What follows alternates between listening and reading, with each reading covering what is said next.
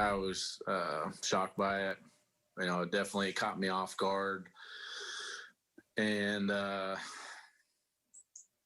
it was a hard thing for me to hear yesterday, just kind of digesting the news.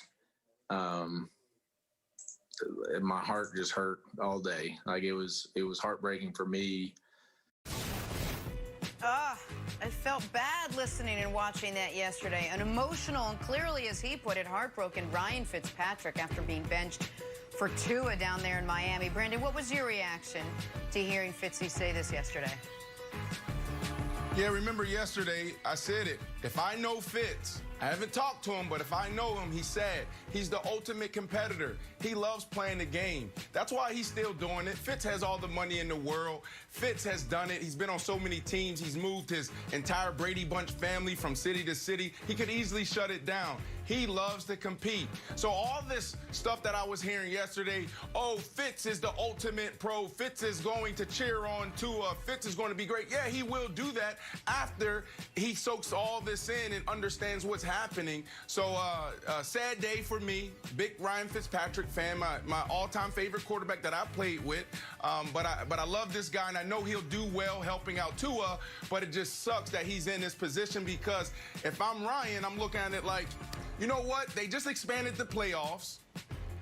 We're sitting here right at 3-3. Could we potentially sneak our way in the playoffs, and could it be magical? So sad day, sad day. Yeah.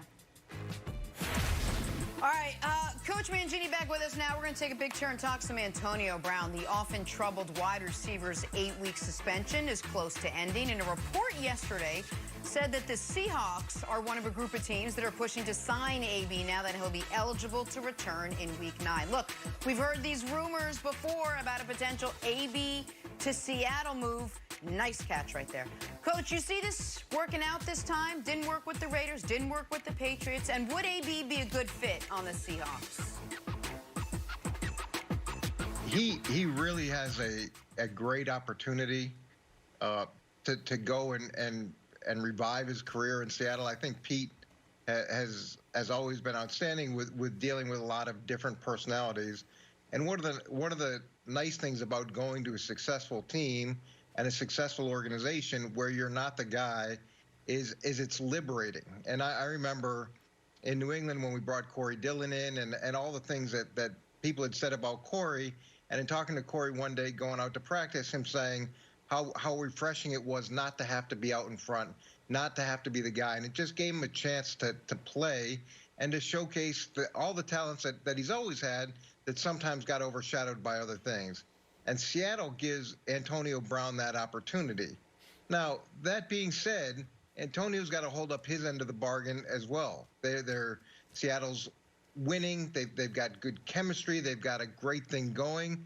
You can't go in there and be disruptive. You can't go in there and be selfish. You have to go in and be willing to play a role and to contribute in whatever way they ask you to.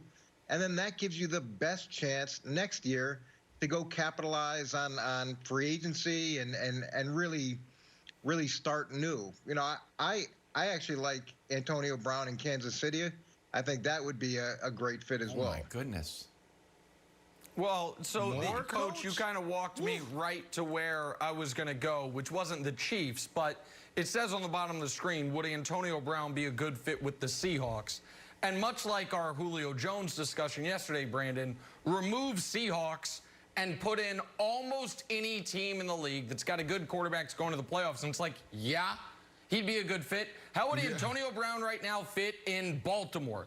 Oh, it would make them wildly dangerous. What about Green Bay opposite Devontae Adams? Oh, my God, it would terrify the rest of the NFC. Coach mentioned the Chiefs. So would he fit with the Seahawks? Of course he'd fit with the Seahawks. And I think potentially, Brandon, whomever signs him is getting the best version of him behavior-wise, because he knows this is his last chance. And unlike Oakland, which gave up draft picks and a bucket of money to get him, so when they had to cut him, it hurt them greatly, or New England, who gave up no draft picks but a decent amount of money to get him, so when they had to cut him, it hurt their cap. Whomever he signs with next, it's all reward, no risk. he's going to sign for almost no money. I'm sure there will be almost no guarantees, and it's no draft picks. So if it doesn't work, you just move on. So I think he's a good fit with a lot of teams, but you can speak to why he might be a particularly good fit culture-wise in Seattle. Yeah, I was there. That was one of my last stops, and one of the things that I realized that it was a good fit not only for me but for so many other big personalities coming in there because of two people, Russell Wilson and Pete Carroll. Pete Carroll has set the tempo there of what he wants and the type of culture. It's unbelievable that he is counter culture to almost everyone in the NFL. He actually wants you to be yourself. If you're not yourself, he'll walk up to you and say, "This is not why I brought you here." When you walk into that meeting room, there's music, there's freaking noise everywhere. It's almost uncomfortable for a guy coming in that's never seen anything like that because it's so counterculture to what happens in the NFL. Pete Carroll sets the boundary, says, look, just don't hurt the team. But if you want to tweet, if you want to YouTube, if you want to Instagram, do that. He may come out in the middle of practice. Well, I know what will happen. You'll come in the meeting room. He's going to have your tweet or your post in front of the entire team, and everybody's going to be laughing about it and dissecting it. So I really like this. I will say that the bigger question is not about is it a good fit, but is Antonio Brown willing to change? And I'm a guy sitting here today that the first part of my career, I was part of the problem in the locker room and when we weren't winning. But then the second half of my career, I was a part of the solution. So I've seen it. I felt it myself where guys are capable of change because I wanted to. That's the key. Is like, are you willing to change? Are you capable of change? And I think he is. And for that reason, I think that this will be a great fit for him. Russell Wilson will be a phenomenal teammate. Okay. Well, I'm rooting for that he changes his ways, Brandon, because I don't think all of his tweets were going to be up. His previous tweets would be up on the board. But, Coach, if you're on Seattle and you're like, wow, more attention to the offense. We also got Josh Gordon waiting in the wings. Seattle's offense, there's nothing wrong with it. The thing is a speeding car that's just getting more souped up. Do you feel like it should be any emphasis on their porous defense that's allowing, and this is not a misprint for one reason, because I'm right, the second reason that's audio and misprint is on print, 471 yards per game worse than the NFL? Look, it would be nice to be able to go get a player of Antonio Brown's caliber on defense, but that guy's not out there, and you just got to deal with the opportunities that are available, and it may just come to an arms race with Seattle where who can score more, and that's really where it's been. Just going back to Nick's point about there being no risk with bringing him in, I don't think that's necessarily true. There is a risk in the sense that if he becomes a distraction, and I know Nick doesn't believe in distractions, but if he comes in and you've got a great chemistry and he disrupts that chemistry, even if it's just internally, then that's the risk to me. It's not, is he a good player? We know he's a good player. The risk is more when you add a player like him to the mix, what does that do to the rest of the group that's really doing a lot of good things? Yeah. Coach, and it's not that I don't believe in distractions. I think in large part distractions are often overblown. And so let me rephrase it just slightly. I don't want to say there's no risk whatsoever, because there is a possibility DK Metcalf, who's on his way to being one of the very best receivers in football, takes this the wrong way. And it disrupts things. Like, that is a possibility. My point is, from a team-building perspective, the Raiders took a massive risk and lost. From a team-building perspective, the Patriots took a slight risk via cap dollars and lost.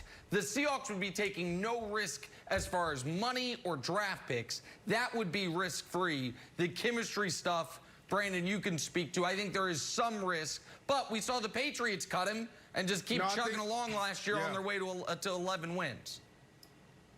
And that's why I use the word counterculture, Coach, because this locker room is just set up so differently. Every locker room I've been in, 100%, there's going to be a big question mark. Guys are going to have their eyes open and watching his every move. But this culture in this locker room, they embrace and they lean into the dysfunction. Coach Carroll, every single Monday, give the guys an opportunity. Come up here, speak your piece. I was sitting there, Doug Baldwin, you think he's easy to deal with? Percy Harvin, you think he was easy to deal with? Richard Sherman. Coach Carroll does a phenomenal job of dealing with characters and guys with big, Michael Bennett. Like, think about the characters that he's had on his team. And every single day, Coach Carroll comes in and he just takes it in stride, and he takes it one day at a time, and he actually creates an environment where guys can be themselves, but he also talks about it. Now, if you cross the line, and this is why I love Coach Carroll, you get cut right then. But everyone internally knows, like, yeah, you can be yourself, but they also know if you cross that line, Coach Carroll and Snyder's going to cut you. Look, we're giving Antonio Brown a big benefit of the doubt, assuming that he is what you call a changed person, and he's going to go into a new organization and suddenly be unlike the guy that we saw in the last two organizations he played for. But let's just play this out. Nick, say Seattle does land Antonio Brown. And it works, and the chemistry works. You got an explosive offense there in Seattle. Then you look at that explosive offense on the team you root for, and I just wonder, who has the bigger offense at that point? Which offense do you like better, Seattle or Kansas City? I have to paint you in that corner. That's what it's a fair question. I get it. You want to hold any team that could be great to the greatest, and I get it. They're the standard bearer of the NFL, and I assume will be for the next decade or so. I think, Coach, that Bills game was really interesting because the Bills went into that game against the Chiefs, and they said, our goal, our way to beat you, our best chance to beat you, is let's turn your running attack into Derrick Henry and the Tennessee Titans because we're so terrified of your passing attack. That wasn't an accident. That's what they planned to do all week leading up to the game. And as great as Russ is, and right now he's the MVP of the league, there's one quarterback in the league better than him, and that is Patrick Mahomes. Tyreek Hill is better than DK Metcalf. Kelsey's better than Olsen. No, he's not. So for all those reasons, Kelsey's wait, who's not? Who's not? DK Metcalf is the best receiver in football right now. No way. I love DK. That's a whole nother segment, Jenna. Well, let's not. Maybe we talk about it tomorrow. We break down some of the top receivers. Right. Man. Oh no. Again, AB eligible to be reinstated to the NFL after week 8. Special guest joining us on the other side, Calais Campbell, here to talk about his team, the Ravens, and why he thinks they're the team to beat this year. First things first.